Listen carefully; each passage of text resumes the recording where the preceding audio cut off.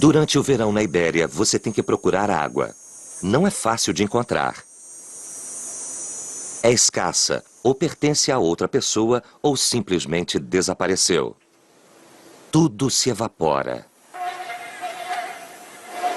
Não chove há semanas. Uma única gota pode não cair até o outono. Assim é o verão nessa terra quente. Bela, mas árdua.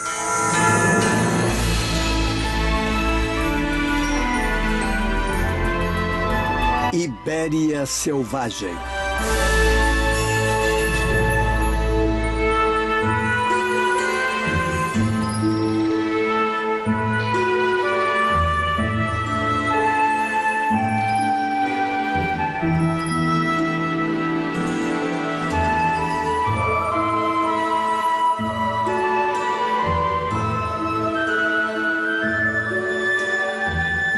A Península Ibérica possui muitos climas. Ao norte, há uma versão muito mais leve do verão.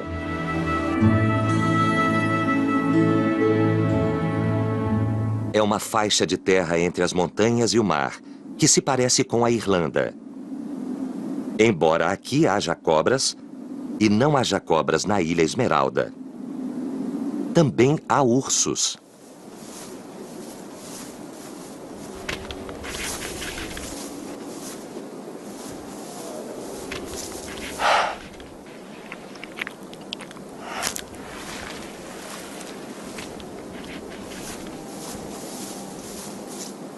Esses são os sopês dos Picos de Europa, ou Picos da Europa.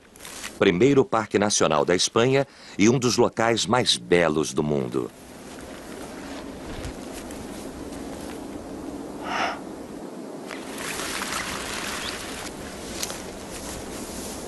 Uma grande ursa tem 2 filhotes sob seus cuidados, que caminham com mais segurança.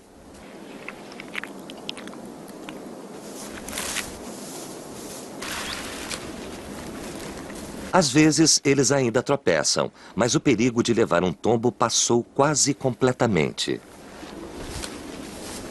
Eles vagam nessas encostas íngremes, evitando os machos adultos que poderiam matá-los. Naturalmente, a mãe prefere o risco da queda. Assim, é mais improvável perder ambos os filhotes.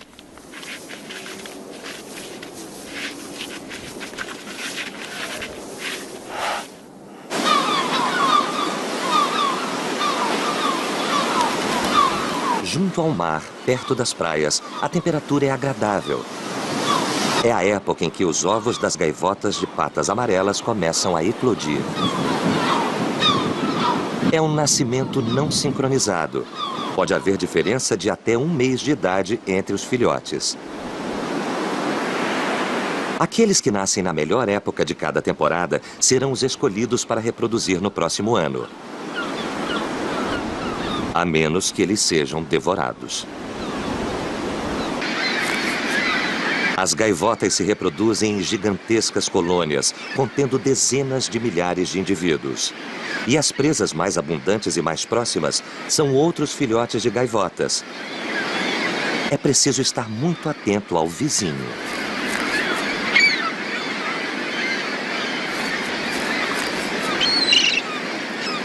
Os filhotes são nidífugos, ou seja, eles deixam o ninho por conta própria, pouco tempo depois de romper os ovos, para se esconder entre a vegetação nas proximidades.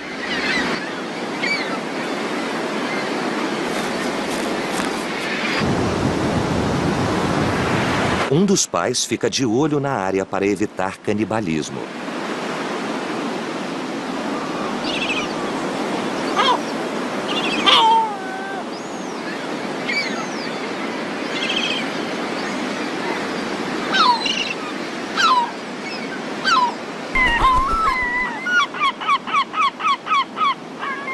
Enquanto o outro membro da dupla traz o alimento necessário. Como filhotes de gaivotas inexperientes.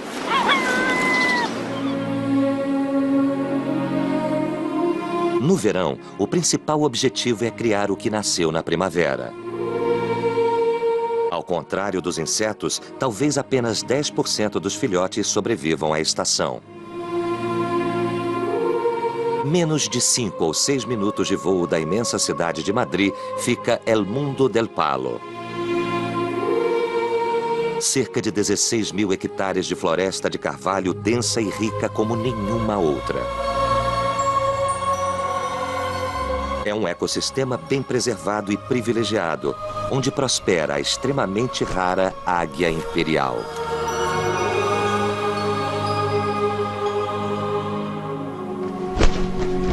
Algumas águias estão criando 3 filhotes esse ano. Um recorde, o normal são apenas 2. Há alguns anos, ter nenhum era normal. Mas a espécie está se recuperando.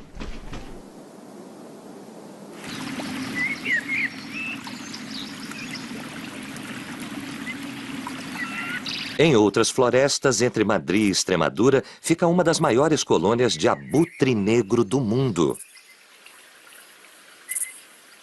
A espécie também vive da Turquia até a China e Mongólia.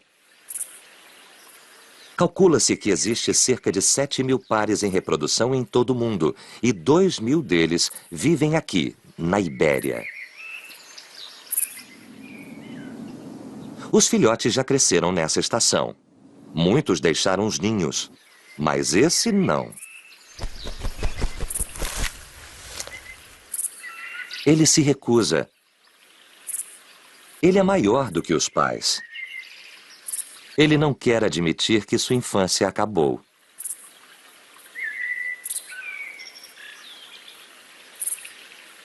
Sua mãe é a única que vem para ficar com ele por curtos períodos. Mas cada vez menos, todos os dias. Ela não traz mais comida e ele está confuso.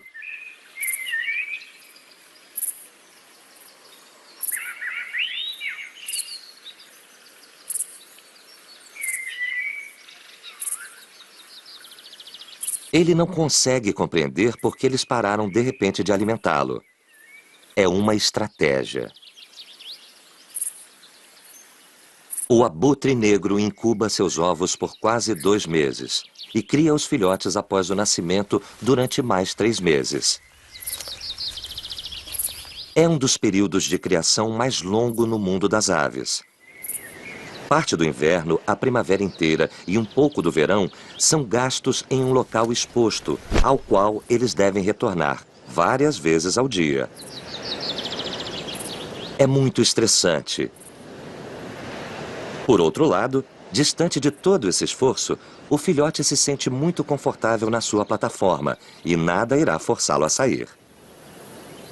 Como qualquer animal selvagem, ele que não quer tentar algo novo. Ele começou a abrir as asas há um mês.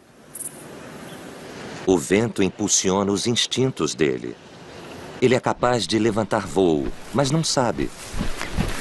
Ele tem medo do desconhecido e não sente nenhum impulso para alçar voo.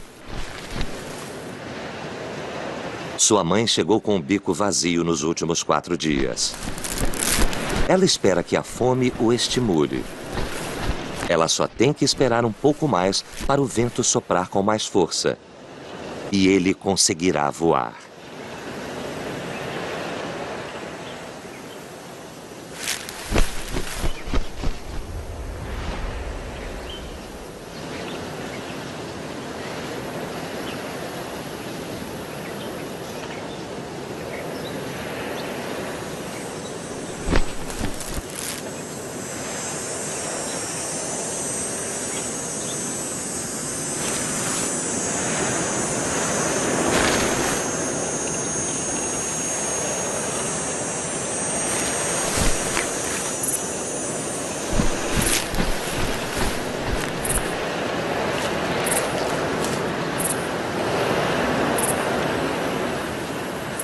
Talvez amanhã.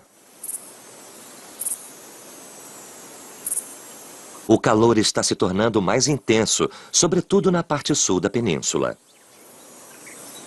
Julho sempre traz as temperaturas mais altas do ano. O som das cigarras se intensifica, assim como os sons de grilos e gafanhotos. Parece sufocante de calor. Agora, o verão é sentido até mesmo à noite. Era isso que os escorpiões estavam esperando para acasalar, assim como para caçar de forma mais eficaz. Escorpiões são criaturas blindadas que, no entanto, evitam ser vistas por aves durante o dia, porque as aves acham suas cascas crocantes e seus ferrões são lentos. O veneno dessa espécie é só um pouco mais forte que o de uma vespa, e seu exoesqueleto é resistente apenas a artrópodes. É fundamentalmente útil quando em contato com outro escorpião do mesmo sexo.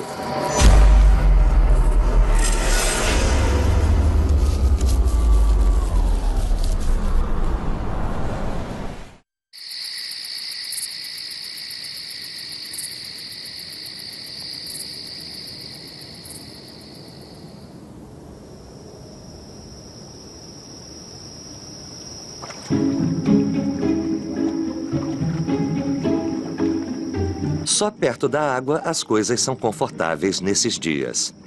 O Parque Nacional Tablas de Daimiel resseca apenas ocasionalmente.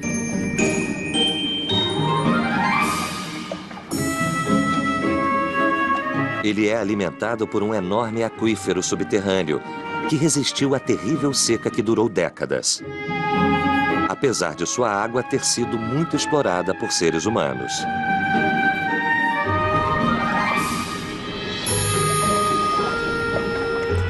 Mas parece que estamos aprendendo a valorizar mais a água nos últimos anos. Esses pântanos têm salvado muitas vidas, tanto daqueles que vivem nas proximidades, quanto os que usam Daimiel para descanso estratégico ou local para se alimentar.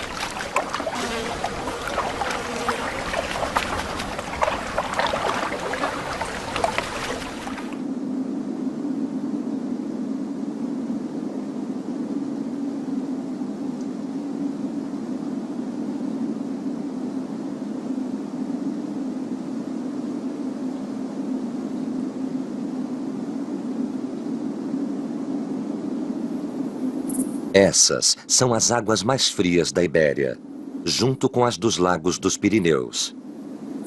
Nem mesmo nessa época elas ficam acima dos 12 ou 15 graus Celsius.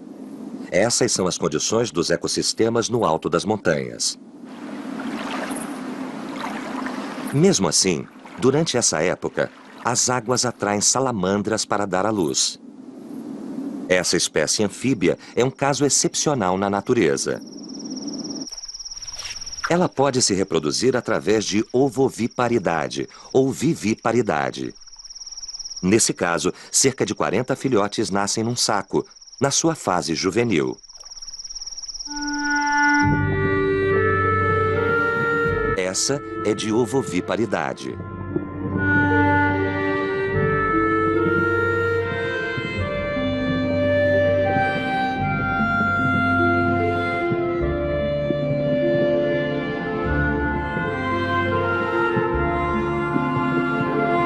O recém-nascido torna-se adulto através de uma metamorfose progressiva.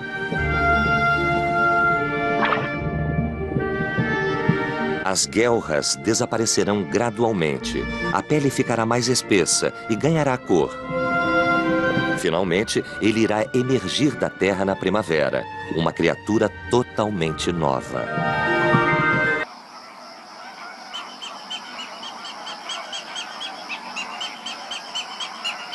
Esses filhotes também nasceram no verão. Mas em contraste com os Pirineus, a água está por volta dos 30 graus Celsius. Essa é a Laguna del Fuente de Piedra, ou a Lagoa da Fonte de Pedra, entre Málaga e Córdoba. É um dos lugares mais bonitos da Andaluzia e também dos mais quentes. É um paraíso para os flamingos.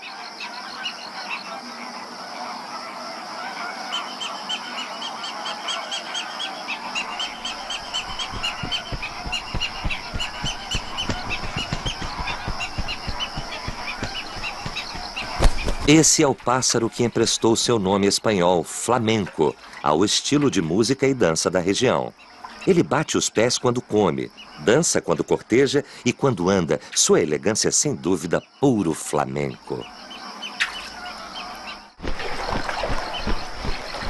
No verão, quando o nível de água em Fuente de la Piedra é alto o suficiente, a lagoa abriga quase 100% dos flamingos da Espanha e de Portugal. Há cerca de 25 mil pares reproduzindo, cuidando de uns 10 mil filhotes. Para cuidar dos filhotes ainda recobertos de penugem, vários adultos se revezam, cuidando do berçário, onde a prole fica toda junta. Desta forma, outros adultos podem sair para comer e ter mais tempo para si mesmos. Isso é vital. A dieta do flamingo consiste principalmente de pequenos crustáceos. E a fim de comer o suficiente, os pássaros devem passar a maior parte do seu dia filtrando água com seus bicos. Eles não conseguiriam proteger e cuidar dos filhotes se não houvesse um grupo de babás.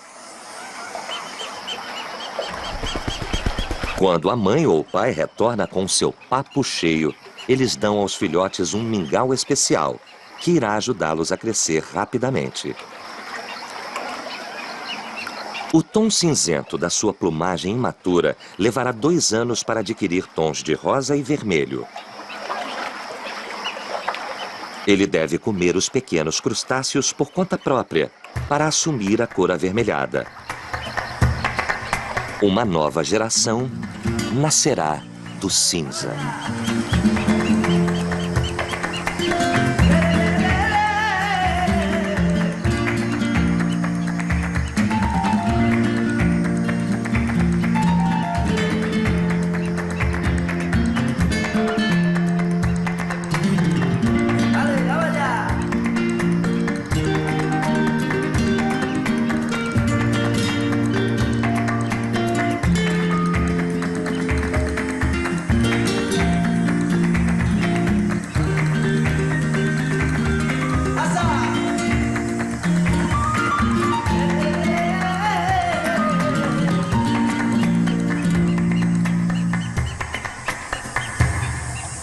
Para muitos é uma surpresa saber que existem aranhas viúvas negras por toda a Península Ibérica, da Galícia até Almeria. Há diferentes espécies dessa aranha em todos os continentes, exceto a Antártida. E todas são muito venenosas. Em determinadas circunstâncias podem até matar animais de grande porte. Seu mais famoso truque, no entanto, é o hábito de comer pretendentes quando não são tratadas adequadamente ao se aproximar.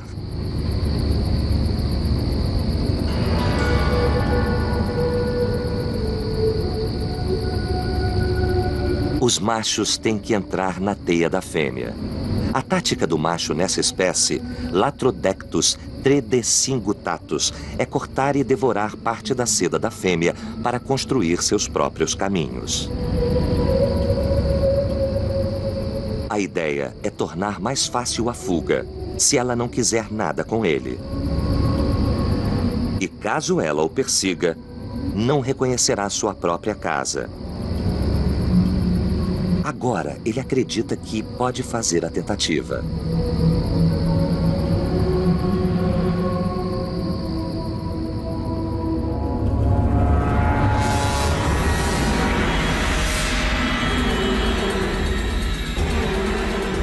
mas cometeu um equívoco.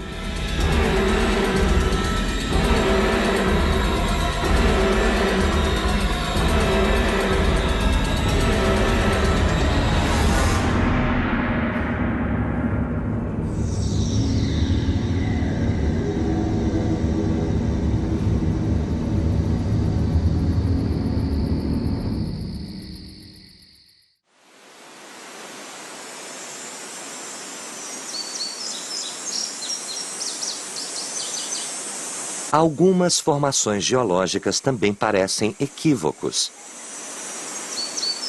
Uma grande parte da Terra é composta de rochas esculpidas pela água ao longo do tempo. É por isso que existem muitas cavernas escondidas nas colinas da Ibéria.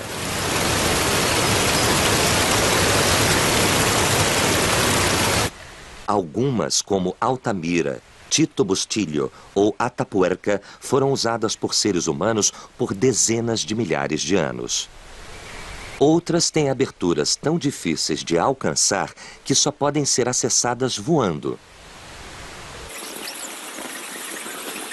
Predadores não conseguem acessar essas cavernas, que têm sido usadas por milhões de anos por colônias de morcegos.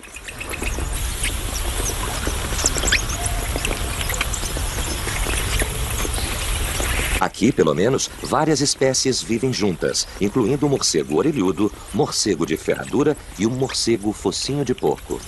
De todos os mamíferos, os morcegos são o grupo com a maior variedade de espécies. Seu sucesso evolutivo tem sido espantoso. No entanto, em muitas partes do mundo, eles estão desaparecendo. Seu papel como predadores de insetos é fundamental para qualquer ecossistema.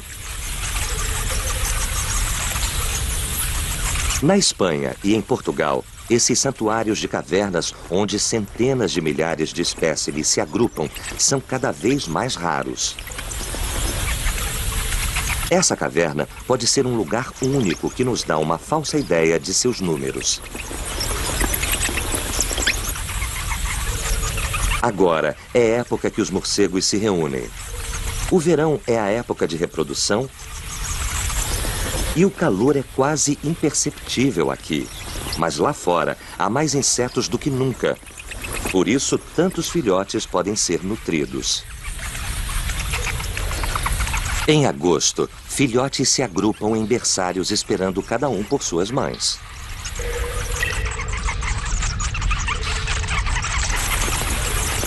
Apesar das semelhanças e o número de morcegos e o aparente caos, cada mãe reconhece e alimenta exclusivamente sua própria cria.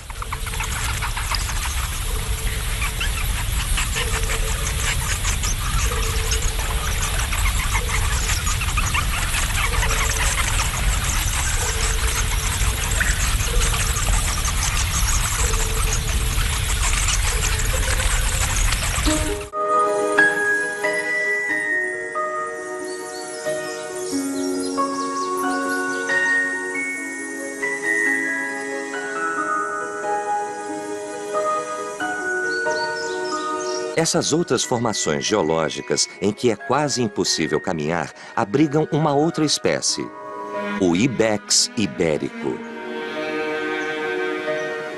Subespécies diferentes vivem em Sierra Nevada, ao sul, até Sierras Cazorla, em Segura.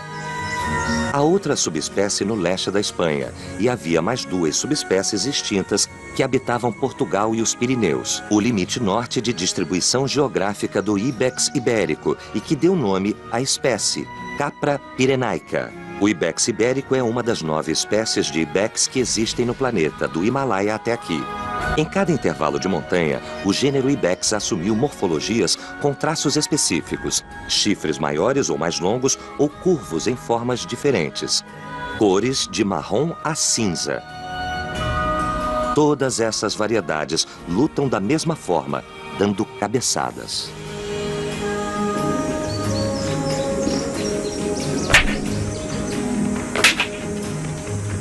Os adultos só lutam durante a época de acasalamento, que é no outono e inverno, mas os jovens sempre querem brincar e continuar em ação.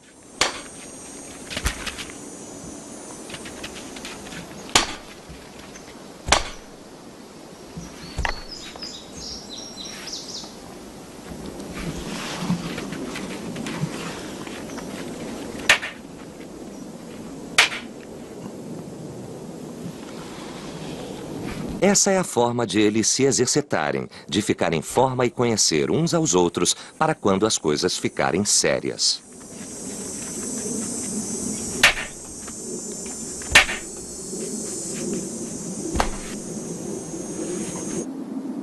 Também nas montanhas, até uma altitude de cerca de 1.700 metros, reside algumas das mais raras e mais belas borboletas da Espanha.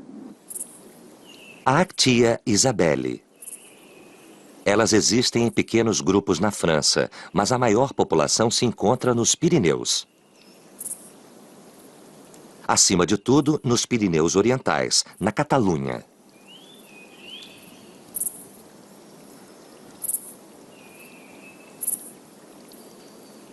A chuva na Espanha pode cair principalmente nas planícies. Mas esta é a parte alta, perto de Sevilha. E aqui chove muito pouco. Os ovos da tartaruga espanhola da lagoa ficaram incubando 2 meses debaixo da terra e estão prontos.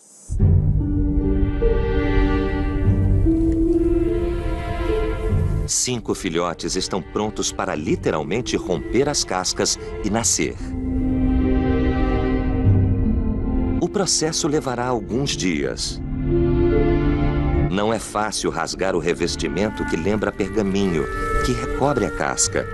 A casca foi feita para manter os embriões hidratados enquanto eles se alimentam da gema. Quando chega o momento, cada tartaruga desenvolve um pequeno, mas muito afiado dente na ponta do nariz.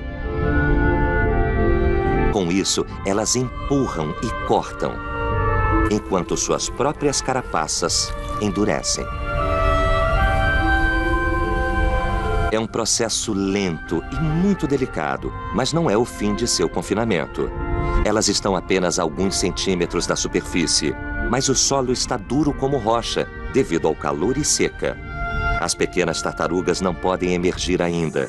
Seus membros não têm a força necessária. Mas elas são pacientes. Elas sabem esperar pelo outono quando chove na superfície. Mas o solo está duro como rocha, devido ao calor e seca. As pequenas tartarugas não podem emergir ainda. No meio do dia, a vida parece ter desaparecido. Apesar de não parecer, os animais estão simplesmente dormindo. Tirar uma soneca aqui no verão é quase obrigatório.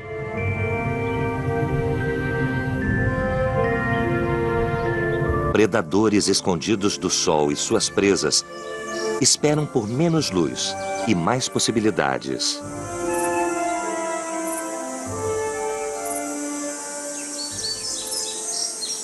Martas, martins, doninhas e furões preferem caçar ao anoitecer e ao amanhecer. Esse furão conhece perfeitamente todos os buracos debaixo de cada pedra e debaixo de cada galho, nos 2 quilômetros quadrados em torno do seu covil. Ele os visita a cada um à procura de uma cobra, ou um inseto, ou um roedor.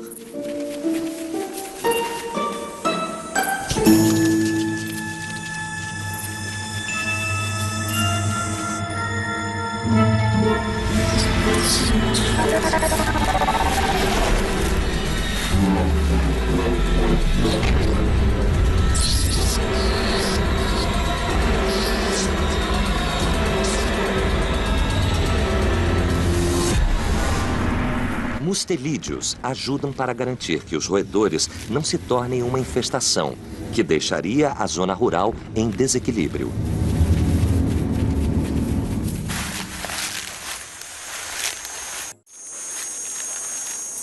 Predadores têm muitas oportunidades no verão. Nasceram muitos filhotes inexperientes na primavera e a natureza gera mais indivíduos do que o necessário para que somente os mais fortes sobrevivam. O lobo garante que a espécie da qual se alimenta permanecerá geneticamente forte. Dessa forma, a natureza fica em ordem.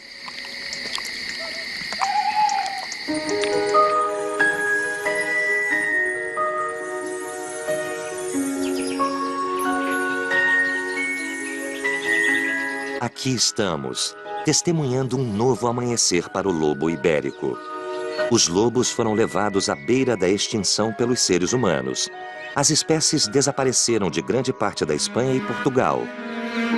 Mas a preservação ambiental e o trabalho de proteção feito em ambos os países parece ter dado frutos. Assim como o lince ibérico, muitas pessoas vêm ver os lobos. Nós precisamos manter e cuidar deles, sem que os fazendeiros paguem o preço por viver perto de um superpredador.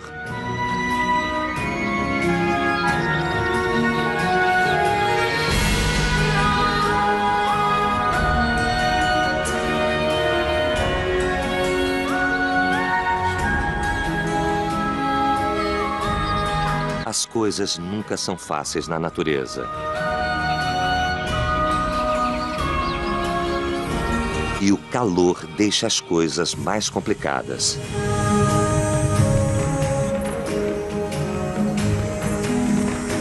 Alguns anfíbios, como o sapo comum, são obrigados a hibernar. O sapo deve evitar os raios de sol e o ressecamento que pode destruir a sua pele. Escondido na lama fresca sob a superfície, ele pode esperar com segurança a água voltar.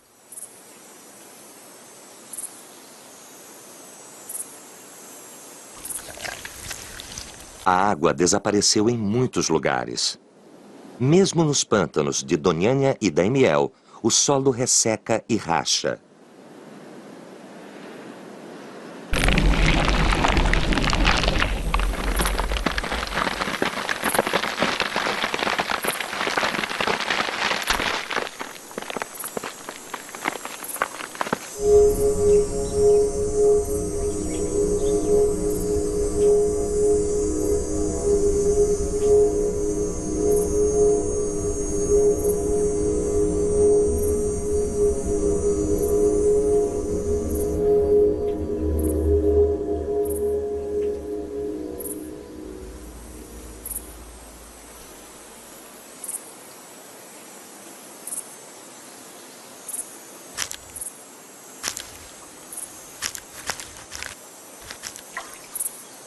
A lama também rachou no deserto de Monegros. A temperatura que cai para -10 ou -12 graus Celsius agora ultrapassa os 40 graus à sombra. E pouquíssimas criaturas se expõem ao sol.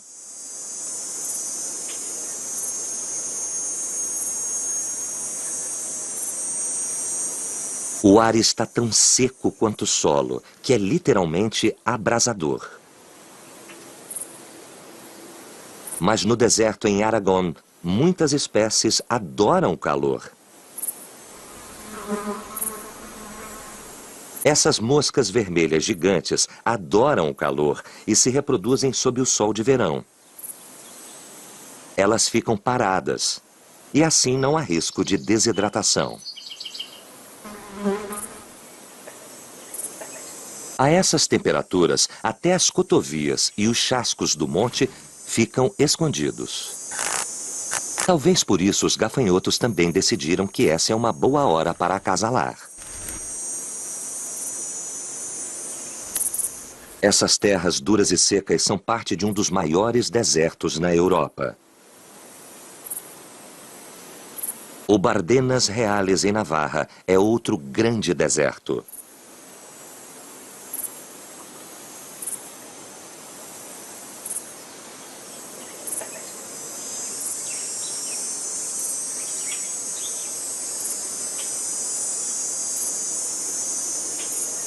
Sua beleza diferente e única é devido a uma geologia de calcário tão impressionante quanto a biodiversidade que lá vive.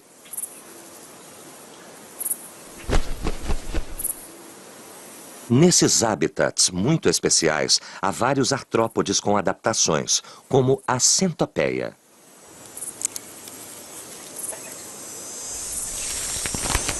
É um lugar onde artrópodes se reúnem, assim como existem lugares secretos onde eles podem encontrar água. Acima de tudo, existem estranhas criaturas endêmicas que não podem ser encontradas em nenhum outro lugar.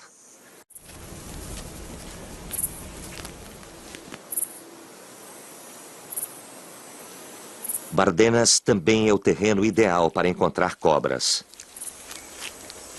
Essa é a inofensiva cobra da escada. Na Ibéria, nenhuma cobra é realmente perigosa, se excluirmos a cada vez mais rara víbora.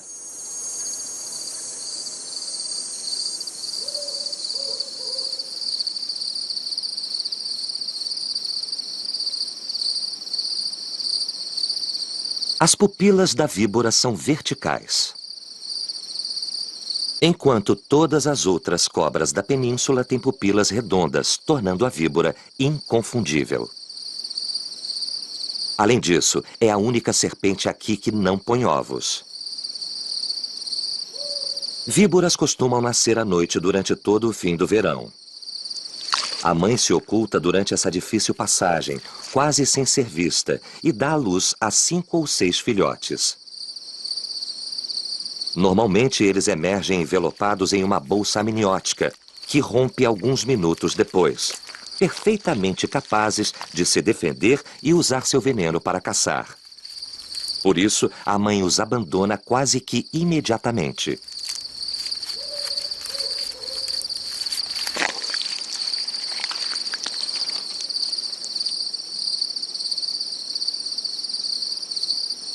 Caçar não é fácil para qualquer animal.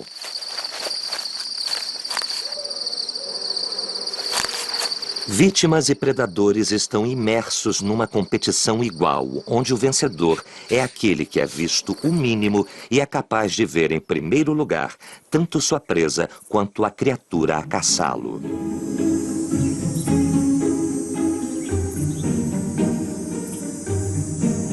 É um duelo de camuflagem.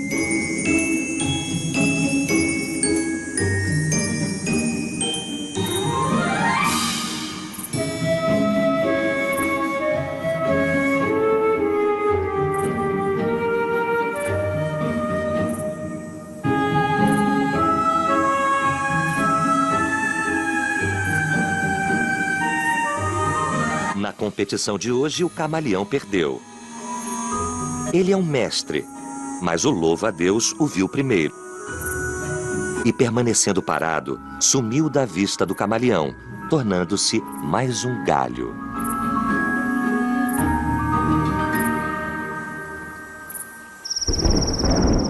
As noites estão ficando consideravelmente mais longas e cada vez mais frias. A temperatura na madrugada caiu, especialmente nas altas planícies da península. O verão é árduo, tórrido e difícil para muitos. Mas é curto.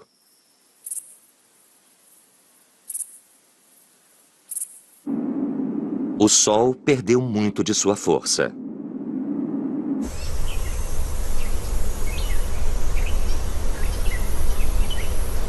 Essas são as imensas florestas de carvalho de Soria.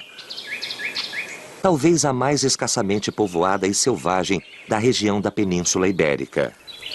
A iminente mudança de estação ativou o sangue desse bichinho, o besouro com chifres. Machos e fêmeas procuram um ao outro perto do final do verão para se reproduzir.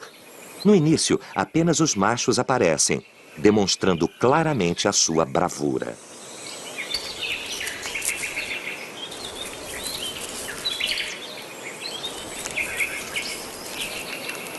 Cada território é defendido ferozmente pelos besouros mais fortes e mais agressivos. Eles vão conseguir as fêmeas.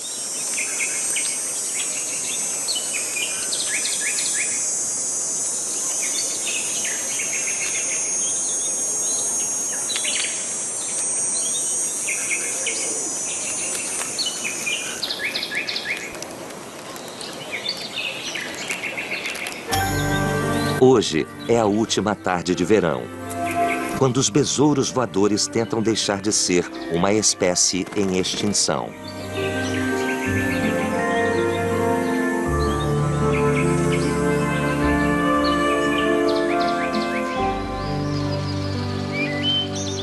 É manhã do dia 21 de setembro. Outono. O calor vai se tornar coisa do passado e vai chover. As árvores em breve perderão suas folhas e no chão surgirão os cogumelos. É tempo de partida para alguns, mas para outros é tempo de retornar. A maioria dos filhotes se tornaram adultos e muitos pais vão começar o ciclo novamente. O tempo que a natureza deu a répteis, anfíbios e invertebrados se esgotou. E aqueles que não puderem hibernar morrerão com as primeiras geadas. O resto vai ter que comer tudo o que puder para chegar ao frio com as reservas necessárias.